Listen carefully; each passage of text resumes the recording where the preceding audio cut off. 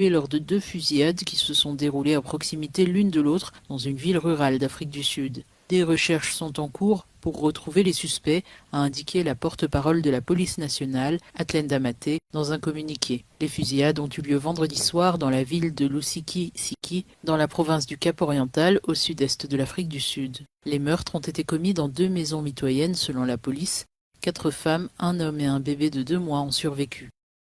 L'Afrique du Sud, un pays de 62 millions d'habitants, a enregistré 12 734 homicides au cours des 6 premiers mois de cette année, selon les statistiques officielles de la police. Les tensions entre la Somalie et l'Éthiopie ont franchi un nouveau cap ces dernières semaines. Vendredi, à la tribune de l'Assemblée générale des Nations unies, la question du port était au cœur du discours du Premier ministre somalien. Hamza Abdi Barre a insisté sur le respect de l'intégrité et la souveraineté de son territoire. La Somalie est actuellement gravement menacée par les récentes actions de l'Éthiopie qui violent de manière flagrante notre intégrité territoriale. Les tentatives de l'Éthiopie d'annexer des parties de la Somalie sous prétexte de garantir son accès à la mer sont à la fois illégales et inutiles. Les ports somaliens ont toujours été accessibles aux activités commerciales légitimes de l'Éthiopie, ce qui témoigne de notre engagement en faveur du commerce et de la coopération au niveau régional. Addis Abeba et la région séparatiste somalienne du Somaliland ont signé un accord qui prévoit un accès à la mer pour l'Éthiopie. Mogadiscio y voit un acte de guerre. Le ministre égyptien des Affaires étrangères était à la tribune de l'Assemblée générale des Nations unies samedi. Badr Abdelati a formellement indiqué le soutien de son pays au projet de réforme de l'ONU qui vise à octroyer 2 sièges permanents à l'Afrique au sein du Conseil de sécurité. Nous ne pouvons pas accepter que l'Afrique et les États arabes n'aient pas à ce jour de représentants permanents au Conseil de sécurité et ne jouissent pas de prérogatives qui s'y rattachent. Nous soutenons la déclaration de Sirte et le consensus des Ulwini pour réparer l'injustice historique faite au continent africain. Par ailleurs, le diplomate égyptien a signifié l'opposition du Caire à ce qu'il appelle le déplacement forcé ou le transfert de population pour tenter de résoudre la question palestinienne. Après près de 5 mois de fouilles, les résultats des différentes missions d'audit engagées par le pouvoir de Bassirou Diomaye Faye commencent à tomber, avec pour conséquence des arrestations. Je ne dirais pas que ce sont des arrestations de l'ancien régime, mais plutôt des arrestations concernant des personnes qui géraient des affaires. Qui géraient les affaires, que ce soit des affaires de l'État ou bien d'autres affaires qui sont mêlées à autre chose. Donc c'est tout à fait normal qu'on les convoque et qu'ils rendent compte par rapport à leur gestion. J'estime que c'est normal. Un pays est régi par des lois. Que la justice fasse son travail. Des budgets mal orientés au détournement d'objectifs. Les accusations sont lourdes. En conférence de presse ce jeudi 26 septembre, le Premier ministre sénégalais a lourdement chargé l'ancien régime. Seulement, le timing est inquiétant avec les élections législatives qui pointent. Ah, bien évidemment, parce que la justice a son cours, mais aussi les élections ne vont pas s'arrêter à cause de quoi? Non, c'est tout à fait normal parce que la justice fait son rôle. Et la politique continue, ça peut aller de pair.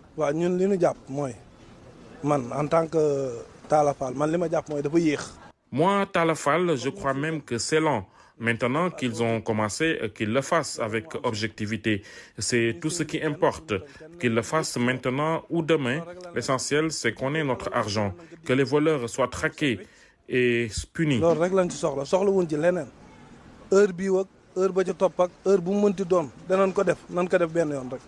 Les citoyens qui préfèrent ne pas parler de chasse aux sorcières estiment que la reddition des comptes entre dans l'ordre naturel des choses. Ce n'est pas une question de vengeance, mais c'est plutôt une question de travail acharné, un travail qui doit se faire.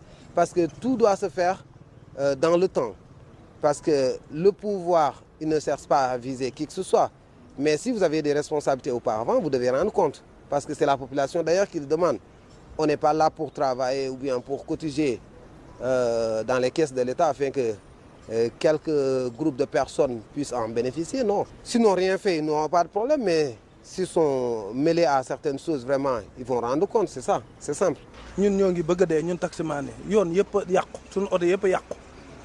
On souffre, nous, les chauffeurs de taxi. Les routes sont en mauvais état. Que cet argent serve à refaire des routes. C'est tout ce qui importe pour nous.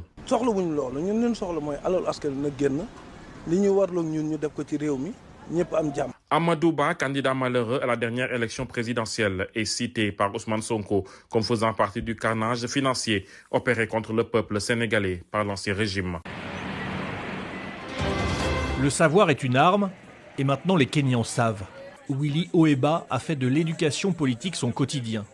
Depuis les manifestations de juin dernier qui ont empêché la loi de finances de passer, ce militant poursuit ses travaux. Willy a choisi les bus de Nairobi pour toucher les classes populaires. Il monte et déclame son message politique en forme de slam et de poésie. La manifestation a réussi. Maintenant, la conscience collective en tant que nation a été touchée et les gens comprennent mieux. Alors nous continuons d'injecter. C'est comme ça que nous appelons nos processus d'éducation civique. Les esprits ont été ouverts. Pour Willy, ces Kenyans sont les premiers à souffrir des injustices et de la corruption. Ce que nous faisons en ce moment, c'est une révolution des mentalités pour expliquer aux gens pourquoi on a manifesté, pourquoi nous devons voter, pourquoi nous avons besoin de députés et de membres des assemblées de comté qui sont responsables devant le peuple. Bien sûr, lui et son collègue relaient sur les réseaux sociaux, comme TikTok, l'un des points d'appui des manifestants en juin dernier. Même si la répression a frappé au moins 60 morts lors de ces événements, les militants de la jeune génération kenyane n'ont pas renoncé. Ici, à Mathare, un bidonville de Nairobi, Wanjira et Kasmuel viennent discuter chaque semaine. L'accaparement des terres ou les violences policières sont au cœur des débats, comme les objectifs politiques pour imaginer un autre Kenya.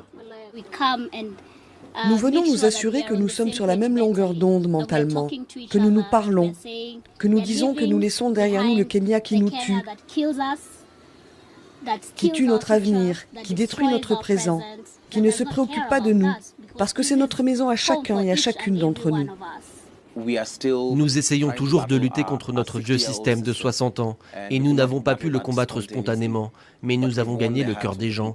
Nous avons réussi à faire avancer un programme qui n'a pas peur, qui n'est pas basé sur la tribu, qui est basé sur un leadership qui sert réellement le peuple. Leur objectif, la démission du président William Ruto. Mais comme l'a précisé Wanjira, tout ne peut pas être résolu par une seule manifestation. Alors ils parient sur une mobilisation constante, régulière. Et les habitants semblent réceptifs. Les politologues kenyans s'accordent sur le fait que la conscience politique des Kenyans s'améliore, tous groupes sociaux confondus. Suite à une vaste opération de dégagement de toutes les artères, le centre-ville de Nouakchott offre un nouveau visage. Fini l'encombrement de la voie publique, les embouteillages provoqués par des automobilistes indisciplinés et une multitude de vendeurs à la sauvette. Passer plusieurs dizaines de minutes dans les bouchons pour couvrir une petite distance appartient désormais au registre des mauvais souvenirs. Les avenues de la zone administrative et commerciale de la capitale mauritanienne offrent une nouvelle image.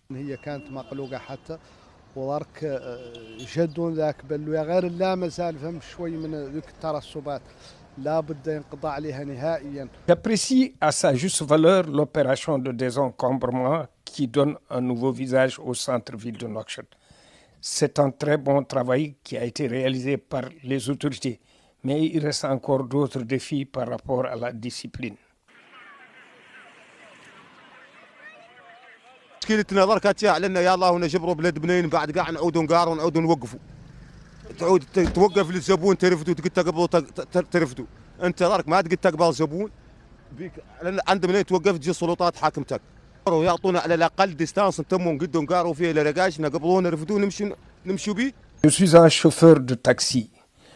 Je constate une amélioration par rapport au problème des embouteillages.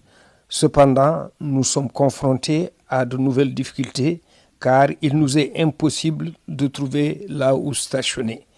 Les autorités devraient tout faire pour nous trouver des parkings à partir desquels on peut prendre des clients. Mais actuellement, ce n'est pas le cas. Et dès que vous stationnez quelque part, les policiers viennent vous coller une infraction. وحملة جيدة وشاكرين عليها الدولة فهمتوا ما كان صايب عن نواكشوط ما كان عاصمة فهمت عندنا عاصمة مضاك عندنا عاصمة وعندنا ملي فرحانين كنت هذا نقيس توجورين تقريبا بغايتي ولا نرجع ما هو دحميس. Je salue cette bonne initiative de la part des autorités qui a permis de dégager les grandes artères de Nouakchott. La circulation est devenue très fluide. Cependant, nous avons encore un problème de discipline et le gouvernement devrait faire des efforts pour aider à discipliner un peu plus les automobilistes. Avant, je faisais 3 heures de temps pour un aller-retour sur Toujounin. Maintenant, il me suffit simplement de 30 minutes pour le même trajet.